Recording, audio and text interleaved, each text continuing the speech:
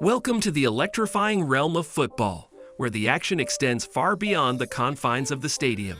Prepare to be captivated as we unveil the untold stories of football's iconic figures, revealing the highs, lows, and everything in between. From heart-pounding moments of triumph to gut-wrenching tales of adversity, each player's journey is a testament to the resilience and determination that defines the beautiful game. Join us as we explore the hidden depths of their lives, from childhood struggles to career-defining moments, and uncover the raw emotions that lie beneath the surface of fame and glory. Get ready for a thrilling ride through the untamed terrain of football's most compelling narratives, where every twist and turn unveils a new layer of intrigue and inspiration. 1 second you're in a Porsche going 160 miles an hour, then calling all units. These untold stories of football players. By the time Zlatan turned 19, he was already one of Sweden's most wanted. Let me explain. Growing up, Zlatan just didn't know any better.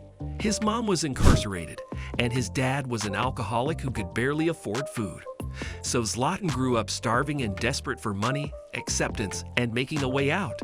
He made himself a promise that if he ever saw that light at the end of the tunnel, he'd never let off the gas. But that promise led to the wildest night of his life. Once Zlatan became a teenager, he was on a mission to accomplish 2 goals: becoming a pro football player, and when you come from my neighborhood, the first thing you wanted was to have a cool car. But playing in youth football clubs and struggling to make a name just wasn't getting the job done. He needed money. So, in public, he started working at his local dock. But behind the scenes, he was living a double life. And just so he could eat, he started committing crime, stealing bikes and shoplifting. But once he got his first taste of cash and the adrenaline that came with it, it became an addiction. So his football career began diminishing as his love for the game slipped. But his life of crime helped him survive long enough to accomplish one of his goals. I bought a Porsche Turbo with my last money. Right when he bought that, it became his biggest mistake. I was driving around, speeding because I craved the adrenaline rush.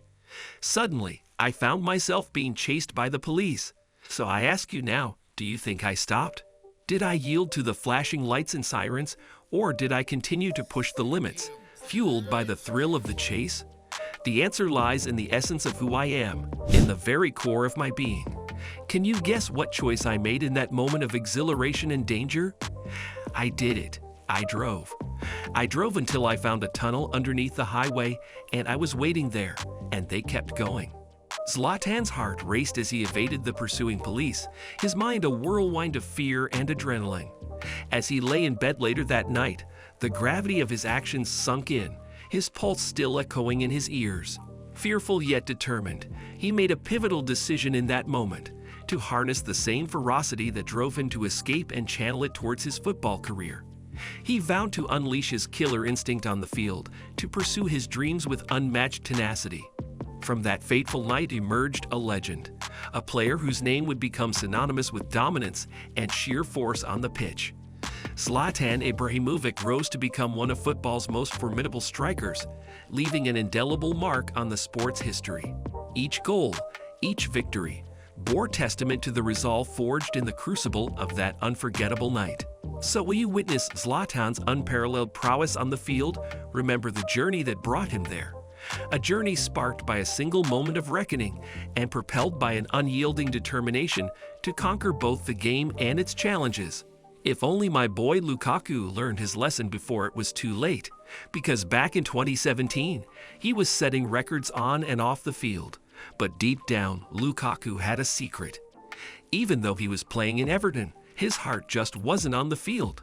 All Lukaku could think about was how his playing days in Everton reached its peak, and also a text from his boy. So Lukaku thought long and hard, and he realized it was time for a change. So on July 1st, Lukaku gambled with his career, demanded a transfer, and planned a vacation. 'Cause what better place to think things through and let off some steam than the #1 party state in America? So Lukaku packed his bags, hopped on a flight, and fled the country. Lukaku and his boy Pogba pulled up in Beverly Hills, rented a mansion you only see in movies, and anxiously waited on Lukaku's transfer until it was official. Lukaku and Pogba were teammates, and we all know these guys, man. They were just about to call it a night. They had to celebrate. So right then and there, things got lit. As the party reached its peak, chaos ensued. The neighbors, already irritated by the booming music, were pushed over the edge when they witnessed dirt bikes flying through the air. Their repeated calls to the police went unanswered until the sixth attempt, when law enforcement finally arrived on the scene.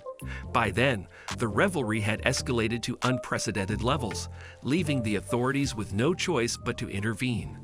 The wild night had spiraled out of control, leaving a trail of disruption and mayhem in its wake. It was a scene that none would soon forget, a testament to the excesses of the moment. In lay, when things spiral out of control, the police don't mess around with their zero-tolerance policy. So when they arrived, Lukaku found himself in handcuffs. Fortunately for him, his fortune didn't just secure him a lavish mansion, it also secured him top-notch legal representation. In the end, all Lukaku faced was a hefty fine, sparing him from any further consequences. It's a stark reminder of the power that wealth and privilege can wield, even in the face of serious legal trouble. Yet it also highlights the importance of having access to proper legal defense, especially in moments of crisis. Lukaku's story serves as a cautionary tale of the complexities and disparities within the criminal justice system. But what Sergio Ramos did almost cost him his life. See, Ramos has always been wild, and growing up in Sevilla, Ramos wanted to risk it all for the thrill. But his parents were concerned that one day they'd hear of a devastating accident. So they forced Ramos' older brother to step in and convince him to try out football, putting him in a youth club. But to Ramos, playing a sport like this, it was just never enough. He was thriving, and yet, he just felt like this sport lacked the danger he fiended for. So even though his parents and the club forbid him from biking, he chose to live reckless and do it secretly. It became an addiction because whenever he gripped them handlebars, he felt invincible. Until one mistake made him pay the ultimate price. Against all odds, Ramos not only went undercover, he became a greater football player than he ever imagined. And you'd think coming face to face with death, he would have given up his biking dream. But here we are in 2021, and Ramos just couldn't help himself. So let's just hope he doesn't end up in the ER again. Like the time a football player was one day healthy, the next day dying, and doctors had no explanation. Because in 2010, Virgil van Dijk wasn't yet the football player he wanted to be. But the problem was his time was running out. Low-key, Van Dijk's family was struggling, so he worked as a part-time dishwasher to help put food on the table. And that's when he was forced to make his life's toughest decision. 'Cause things at the restaurant were getting hectic, and Van Dijk's manager faced him with an ultimatum. It was either his job or his dreams. But Van Dijk knew that he'd never be able to live with himself if he didn't try. So it was a no-brainer. He hung up his apron and risked it all. And luckily, he did, 'cause that year, he switched positions and started conscious. He took a detour and pulled up to a hospital. But when the doctors took a look, everything seemed normal. So they told Van Dijk to head home and just sleep it off. Big mistake, because while he was laying down, Van Dijk felt like he got stabbed in the chest and could barely stand up. So now he was scared for his life. But luckily, that's right when Mama Van Dijk pulled up to check on him. And right when she walked in, he was battling just to survive. So she had no choice. Right when the doctors saw Van Dijk's condition, they immediately rushed into the ER because he was fading away. He was dazed, confused, and while he could barely see or even speak, the doctors had him sign a will. And they told Mom, hope for the best, but be prepared for the worst. Because it was time to put him out as misery. When they opened him up, it turned out Van Dijk's appendix burst, his stomach was inflamed, and his kidneys were infected. He was literally dying. And if this was anybody else, their story would have ended right there. But Van Dijk, he's built different. A few hours later, Van Dijk woke up, and everything felt like a dream.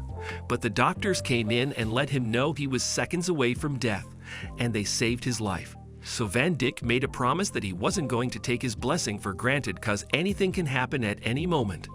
Ronaldo, hear me out. The new Bitcoin NFT. So right then and there, Ronaldo jumped on his jet. But this is where the problem started. See, Ronaldo was flying in and out of Madrid so damn much if he had to book one more flight, he was going to get an in real-life red card. You really think he's trying to book his own flights? What is he, a normal person? Nah, he needed to put his trust in a travel agency who could easily book his flights on schedule. So a company connected with one of their top representatives, a 53-year-old woman, Maria Silva. Hey, Ronaldo, it's Maria. I heard your schedule was getting pretty messy, so let's work.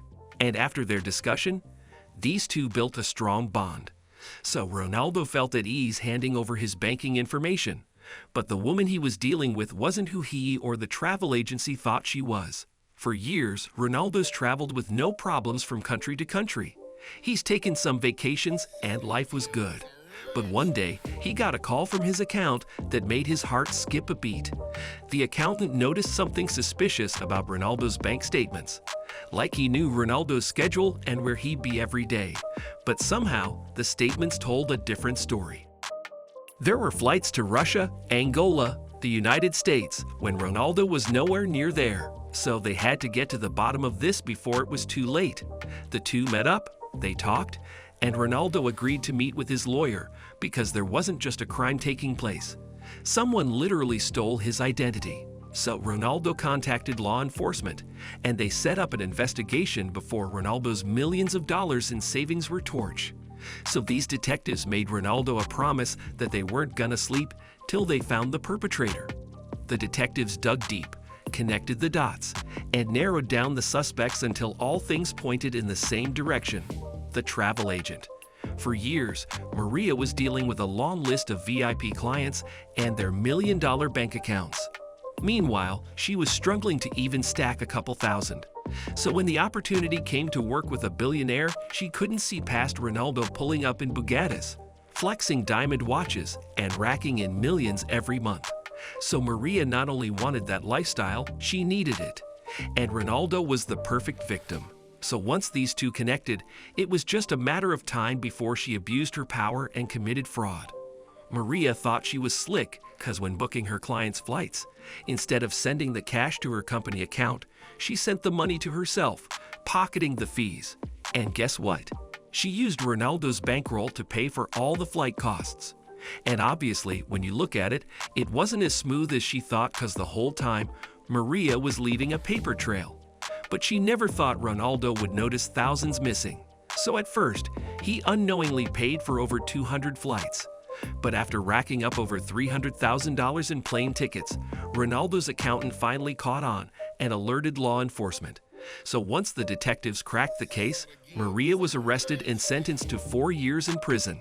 But if that wasn't bad enough, once she's released, she'll even be forced to pay the $300,000 back.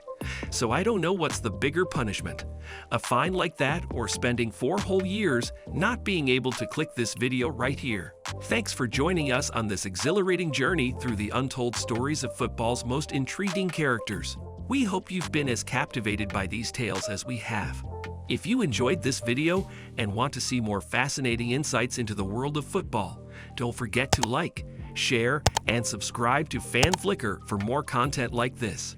Remember, the drama of football extends far beyond the pitch, and there are always more stories waiting to be uncovered.